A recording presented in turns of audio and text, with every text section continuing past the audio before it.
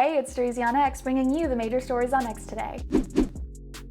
Alright guys, bringing you a quick little Monday update with some major stuff that's occurred recently. Elephant in the room, gotta start out with the big one. Iran launched a large-scale drone and missile attack on Israel late Saturday night, but here we see the two sides begin to split stories. We hear Israel respond and say that they were able to intercept around 99% of the drones and missiles, so only minor damages were reported. However, Iran claimed that the attack was a complete success, and they got to destroy an intelligence center and an airbase in the meantime.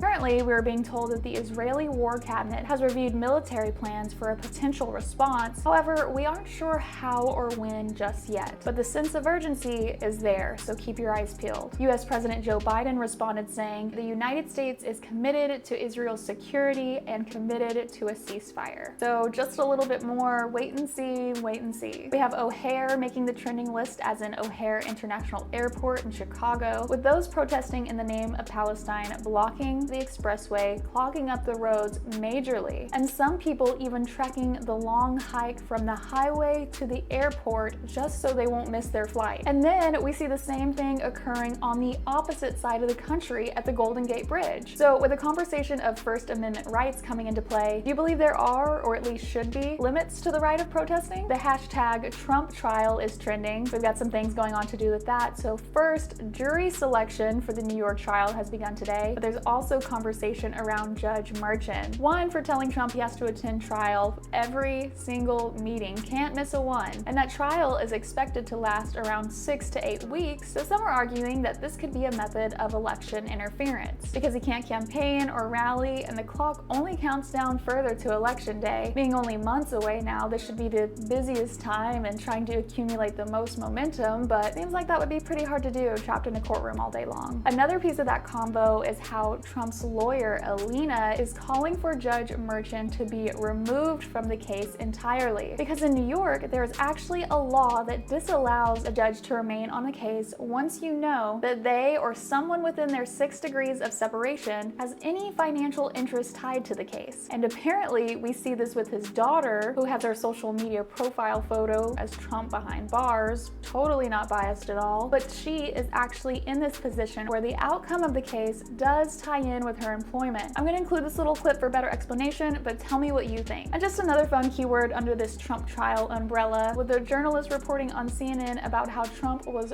falling asleep in court today, nodding off, mouth going slack, and while admitting it's not uncommon for people to fall asleep in the courtroom, still guesses of a late night Adderall bender come to mind? Because that's the logical conclusion you come to when you see a 77-year-old man fall asleep in court. And that's just regular people. But take a look at Trump's website or even the White House archive that shows you each time each of these guys go give a speech, have a rally. They're in multiple states per week. One of them is pushing 80, one of them is 80, and so obviously the rumors are going to swirl, but this one's just a little bit harder for me to believe. What do you think? And then in another fun tidbit, we see RFK Jr. in a post on X admit that he was approached by Trump's team to be a vice president selection.